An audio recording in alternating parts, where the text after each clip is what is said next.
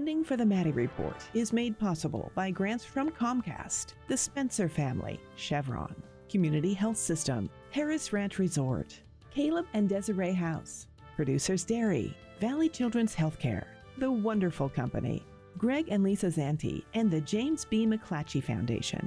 Additional support provided by from the Maddy Institute, the Public Policy Institute for the Valley's Public Universities. This is the Maddy Report with Executive Director of the Maddy Institute, Blake Zanti.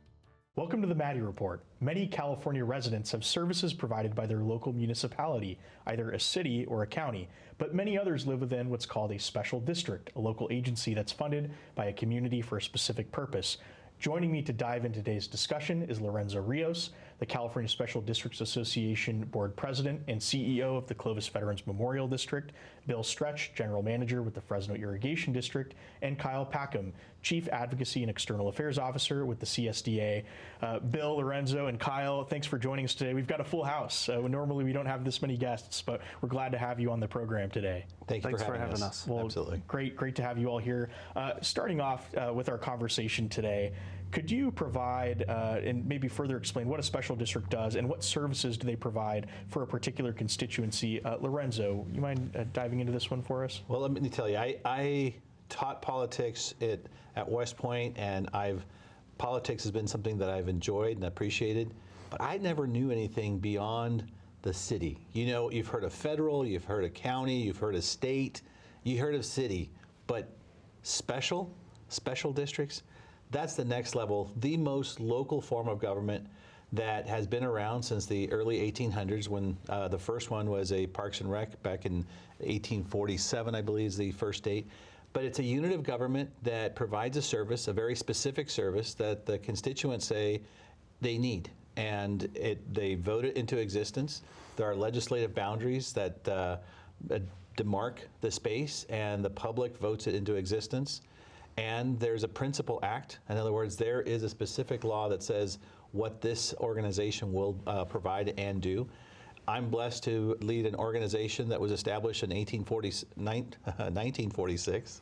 This year we celebrate 80 years. June 11th was the enactment year, when the community came together and said, we don't want just statues in the park, we want a living memorial.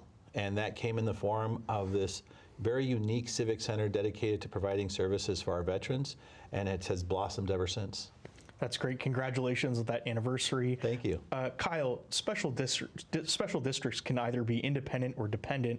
What are the key differences between the two governance models, and how might those differences affect local decision-making and accountability?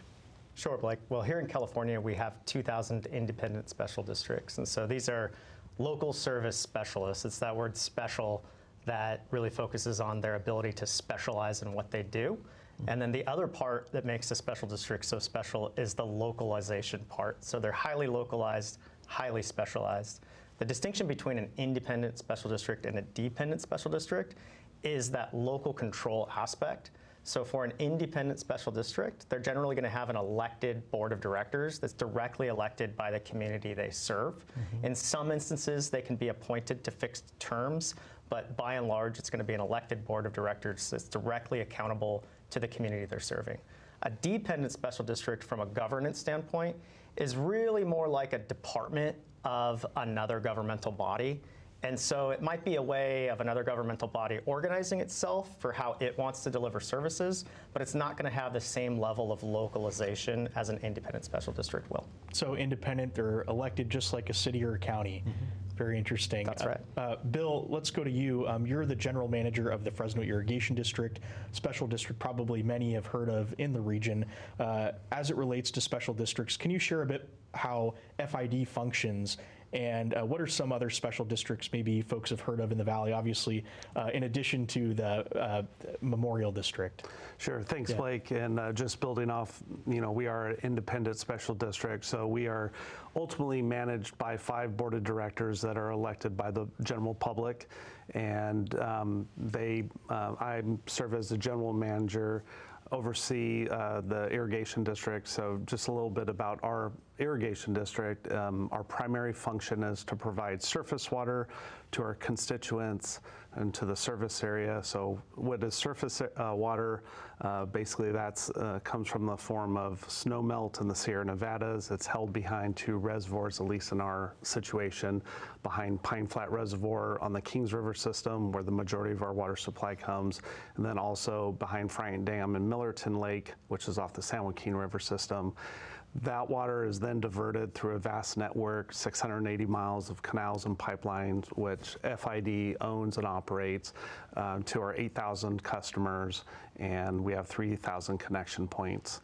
And one pretty interesting thing about our district, which makes us different than most, is that our largest customer is the city of Fresno and the city of Clovis. So about a third of our district is urbanized, and 60% is agricultural customers, farmers, and which rounds off 10% with rural residential.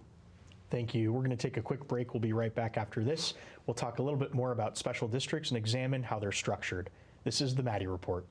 Welcome back. In this segment, we're discussing how special districts are created and further explore how they work to provide specialized services to their community.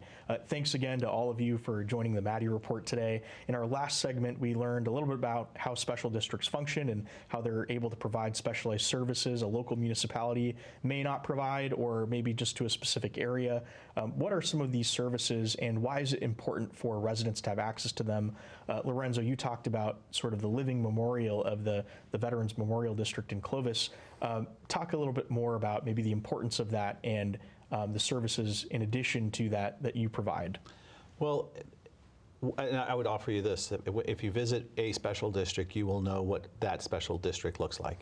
And it's representative of the elected board and the community and how they want to see that special district provided services and how it's managing its mission locally. I share that because it's very unique to each community. In our community, there are 25 memorial districts in the state of California. We had McCarthy, who came out and said, "This is amazing. We've never seen anything like this. This should be the pilot for the entire country." The 25 memorial districts are completely different. Ours has had a civic-minded, civic-forward mentality that serving our veterans comes at the form of promoting greater citizenship in our community. And that has been a blessing for us. But we have our cemetery districts, our hospital districts, our library districts, parks and rec. There are so many different districts that a lot of folks don't realize that the services that they're provided aren't coming from their city. It's not coming from the county. It's a special district that is dedicated to providing a specific service. And that's what's unique about the special districts. They're special with a very specific mission, very, very localized, and everyone that serves there knows you because these are neighbors taking care of neighbors. That's great. And let's talk a little bit about if there's a community that maybe feels that it's time or there's a need to create a special district. From the CSDA perspective, Kyle, what does that process look like? And if you could just help our viewers understand that. Great question. And special districts, they are created when it's something that the community wants. It wants it done well, that's the specialized part, and it wants it done with local control, that's the localized part. And it can happen at any shape and size and for virtually any type of service, as Lorenzo just laid out. So whether it's a small neighborhood or it's a large region that's looking for economies of scale, there's an opportunity there.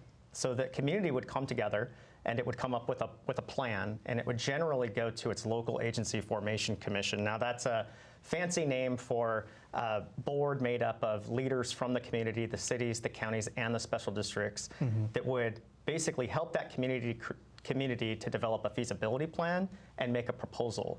The commission would then weigh through that, give some suggestions, some feedback, ultimately have a vote. But at the end of the day, what's important is that the community and the residents who are paying for the services and receiving the services have the final say in that process. There's an opportunity at the end of the process for them to vote on it up or down if they want it or not. And also, almost all of the funding that are provided to special districts ultimately are paid by the community, and so they have an approval process for that funding. So obviously, if they don't approve that funding at whatever level is necessary to provide the service, then it won't happen. So it's a very community-guided, community-engaged process to do something the community wants done well, and wants done with local control. that kind of goes to my next question. I think you partially answered it, Kyle, is, once a district is established, how does the funding stream work and a funding mechanism work for that specific district? Bill, I don't know if you want to maybe chime in on this one on FID specifically, or any of you want to discuss how that process works, generally, especially as the community may grow, needs may change, there might be capital improvements that need to be made. How does the funding mechanism work for a special district? Yeah. I'll chime in. Okay. Historically and today, our landowners pay assessments, essentially taxes, and that's outside of a few extra dollars from grants from state or federal programs. That is what funds our district, is those assessments. And prior, just building off what Kyle was saying, there's something in California known as Proposition 218, and so prior to I think up into the early 2000s, or I'm sorry, the late 90s, our board of directors, our elected body, could raise assessments, not with maybe some engagement with the local populace, but once that law passed, now we have to go through a very organized fashion. We have to hire a local or a licensed engineer. They have to prepare an engineer's report. Then we have to go to the public and let them know what our plans are, how we're going to increase our rates if we're going to, what's built into those rates, and essentially we're asking the taxpayer to vote on whether or not to increase their taxes. And so we've had 3 successful Prop 218 campaigns. It takes a lot of time, a lot of effort, but in the end, I think it forces us to be very organized and thoughtful in what it is, what our plans are, and we are very transparent with our constituency doing that. Thank you. We're going to take a quick break. We'll be right back after this. This is the Maddy Report. Welcome back to the Maddy Report. There are many types of special districts, all with their different needs for their respective communities. We were just talking a little bit about how special districts are formed, how they're funded, and you all were helping shed light on that process. But let's talk a little bit more about some of the specific challenges, maybe even in a policy context. CSDA advocates at the state level for respective changes or for and against policy considerations that may be coming down the pipeline that impact special districts. What are some of the biggest challenges that are faced in the San Joaquin Valley, and specifically special districts in the San Joaquin Valley?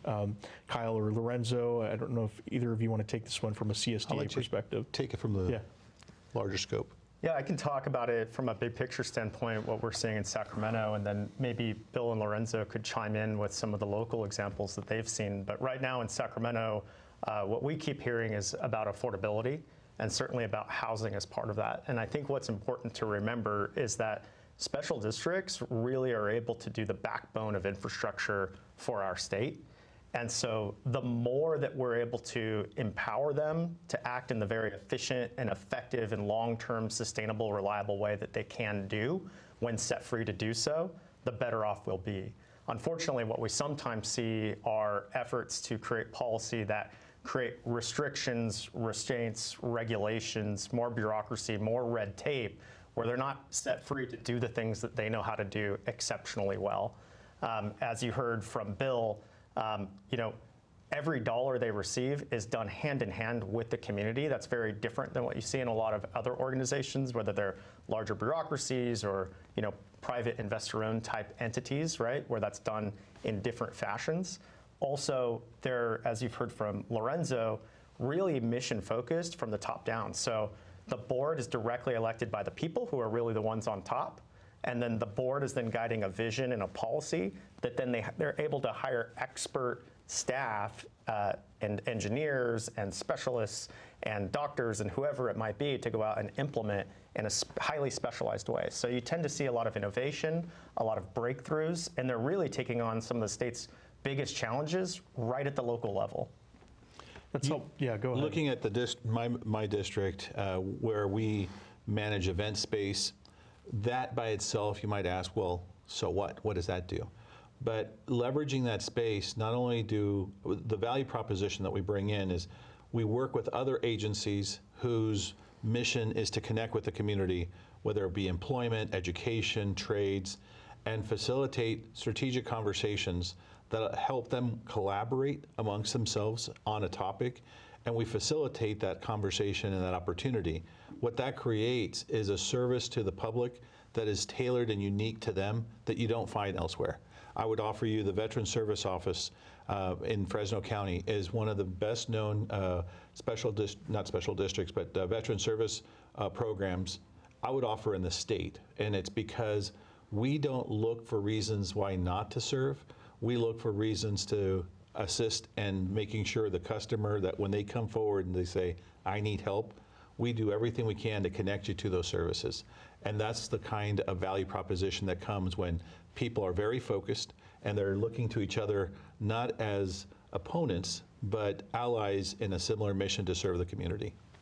So a good example that we're working on in Washington, D.C. right now is the Special District Fairness and Accessibility Act, HR 2766 by Congressman Pat Fallon out of Texas, actually. And this is an issue where special districts actually aren't defined in federal law. And so Lorenzo has brought up examples of where his district as a veterans district could provide great levels of service and interaction with the federal government. But sometimes the federal government, the bureaucracy is so large that when a small special district in California or Indiana or Texas or wherever it may be contacts their federal, department, it's what is a special district? And so to have that in federal statute so that that partnership can occur so that we can have intergovernmental cooperation and efficiency is so important. So that's one of the types of things that we're working on. That's really interesting about the not being defined in federal law, and specifically, I think, to your points, it sounds like a lot of special districts can address these unique challenges that often maybe state and federal lawmakers cannot address, specifically through a broad, sweeping, state or federal law. So I'm curious to see how that effort continues forward. We're going to take a quick break. We'll be right back after this. This is the Maddy Report. Welcome back. Lorenzo, Kyle, Bill, thanks again for joining the Maddy Report today. Before you go, I'd like to continue our conversation about the importance of special districts and how people in the community can become more involved. Maybe they don't even realize they're living within a special district or have a special service provided for them. Bill, maybe this one for you. Why might a community choose to establish a special district rather than rely on existing local government services, or even try to champion perhaps through a city or county government the services that you provide as FID? Yeah, maybe our origin story might help answer that question. Our canals, our infrastructure is about 150 years old, and it was started with numerous private companies, corporations. Fast forward 50 years, so that was about 1870, and then fast forward about 50 years, the Irrigation District Act was passed, and most irrigation districts were formed in 1920. So there's issues with financing, there's issues with monopolies and warring corporations and private companies, and then there was a need to build very large infrastructure where you needed to bring a lot of different entities to the table, which was the financing and building of Pine Flat Reservoir, which occurred 35 years later in 1954. But that was the reason why in Fresno they decided to form an irrigation district to deal with a lot of those issues and concerns and focus on really large projects. And I think looking back in time, that was not everybody does that, not every community does it, but it has served this area very well. Certainly a fascinating history.